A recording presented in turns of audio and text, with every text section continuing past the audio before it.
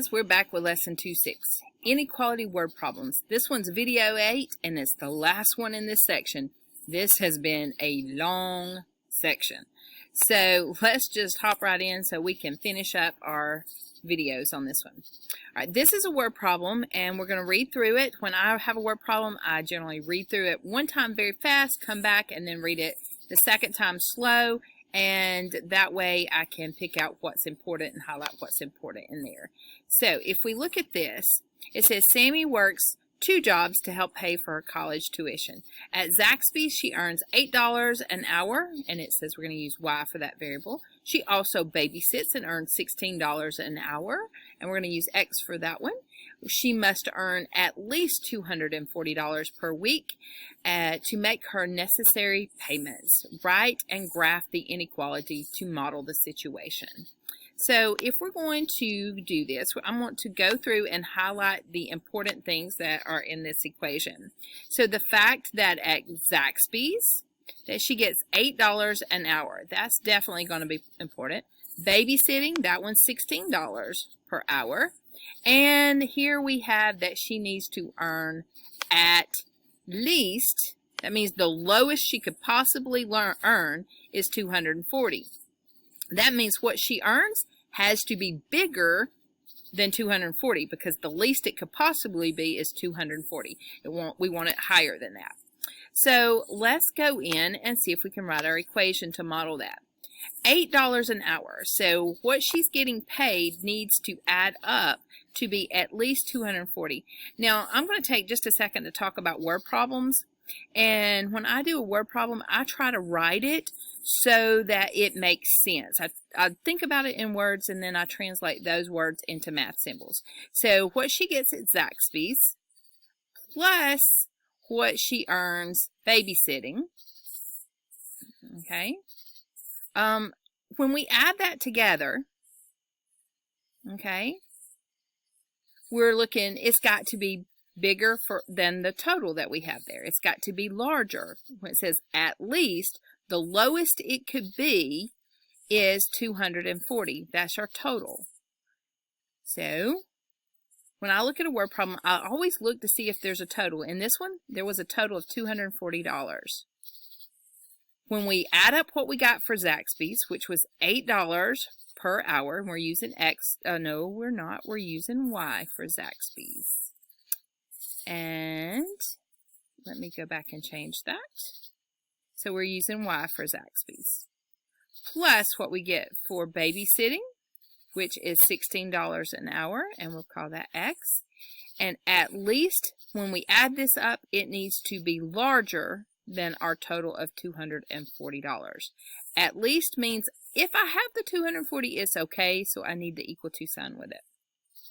This one is not in slope-intercept form. And since it's not in slope-intercept form, we've been talking about how to put it in slope-intercept form and to graph from there. So we need Y by itself. So we'll get rid of the 16 by subtracting 16x from both sides. And we would have 8y is greater than or equal to 240 minus 16x. Then we need to get rid of the 8, dividing by 8 from both sides. When you divide by 8, you're going to have, I'll write it over here so we have just a little bit more room. We'd have y is greater than or equal to 8 goes into 240, what would that be? 30 times.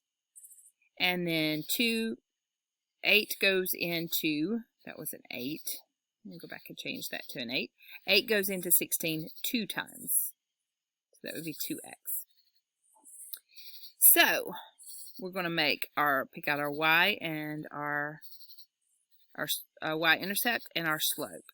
Our slope is a -2, making it a fraction, -2/1. And our y-intercept, our b value, is a +30. And as an ordered pair, that's 0, 30.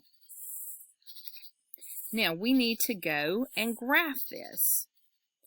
So you can see that the y-intercept is 30. Look at the scale on this one. You always have to pay attention with the scale. This says that I go down 2 units and to the right 1. Well, this is counting by 10, so I'm not going down 2 lines and to the right 1 line. So we're going to have to estimate what is 2, what is going down 2 and over 1. Well, 1's going to be halfway in between. That's not too hard, but the 2 going down 2 units, that may be a little bit hard to see. So I'm going to suggest to you to make a table of values over here so we can kind of see and just follow our pattern and plot those points, and it might be a little bit easier to follow because we really need it to go all the way down here.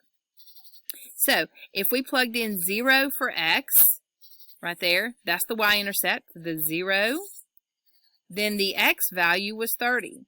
And it says that it's going down 2 units every time. So the slope is down 2 every unit. So if we went down 1, then that would be 28. If we went down 2 units, that would be, the x went, excuse me, I said that wrong. If the x went up a unit, then the y would go down 2 more units. So that would be 26. Just following that pattern until we can kind of see where we're going to wind up. I'm going to continue it over here. 4 and 22. Let me slide my video here out of the way. Maybe over here. And keep going. So at 5 we would be at 20. At 6 we'd be at 18. We're going to need to follow this all the way down. This is a real life situation, so we need to know where to stop. Okay, so at 7, we're at 16.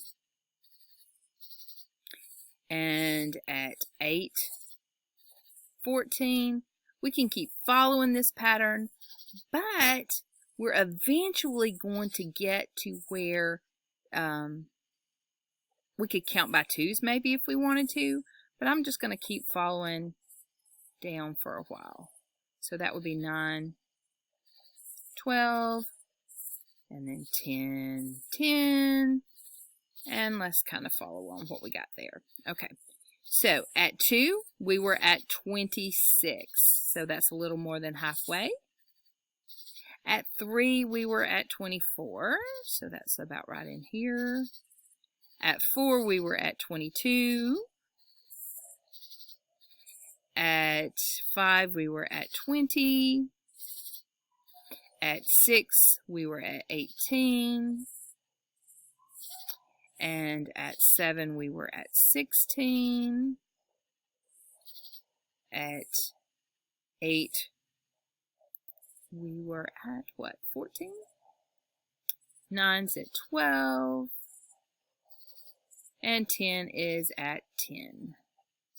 Now, I have a pretty good, it should be a straight line. It's a little bit hard to see it, but let's go ahead and just follow that straight line out through there. We have an equal to sign with it, so we're going to use solid. Now, we're not going to keep on going past the 0 mark because of the fact that at 0, we would have 5, it was at 20. So at 0, there is no more space left. So I'm going to follow that down till we get about right in here. Okay? And we would stop right there because of the fact that it is a real life situation. And you can't work less than 0 hours. We're going to label our axis. Our y-axis was the number of hours at Zaxby's. This was Zaxby's. And the x, it said, was babysitting. So it's the number of hours babysitting.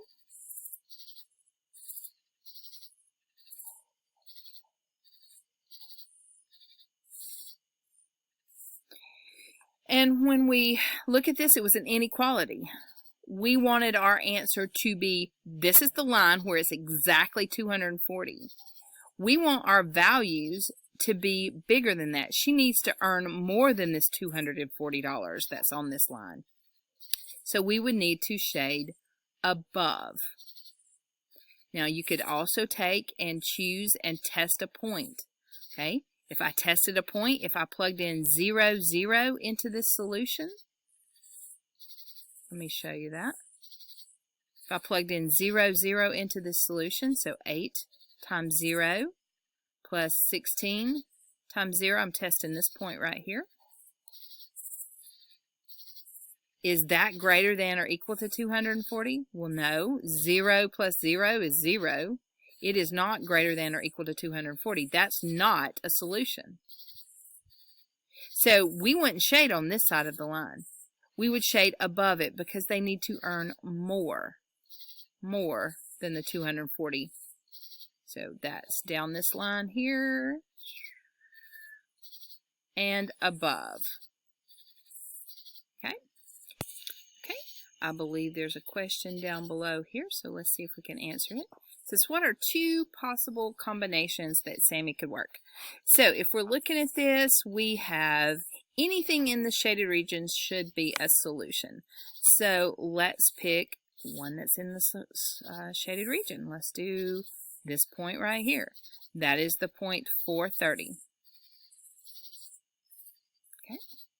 That should be a solution. And if we look at it, if Sam worked 40 hours babysitting, 4 hours babysitting, and 30 hours at Zaxby's right there, let's see what we would come up with. So that would be 8 times the Y value, which is 30, plus 16 times the babysitting hours, which would be 4. When I put that together, it should be greater than or equal to 240. So that's 240 plus, what's that? When I add that together there, I believe I get 64, and is 304 is greater than or equal to 240. So that's a solution. So you could do 30 hours at Zaxby's, and I'll just abbreviate, and 4 hours babysitting right there. Okay, that's one combination. Now let's choose another. Let's use this point right here that's actually on the line. That's the point 5, what is that? 520. Okay, so if I plug that one in, so we have the Y, the Zaxby's is 20, plus the 16 hours for the babysitting, which is 5. So Zaxby's is $160 that he would earn. For babysitting, what would that be? 80 hours. And is that greater than or equal to the 240? And when I put that together, guess what? We get exactly 240. So it is equal to it. So that would also be a possibility. So another possibility is if he did 20 hours at Zaxby's and what was the other one? 5 at babysitting. Okay, so that's two possible solutions. Now, going on to the next slide, we have actually finally arrived. No you tries for this one. Just complete your practice and be prepared for your mastery check. Have a great evening.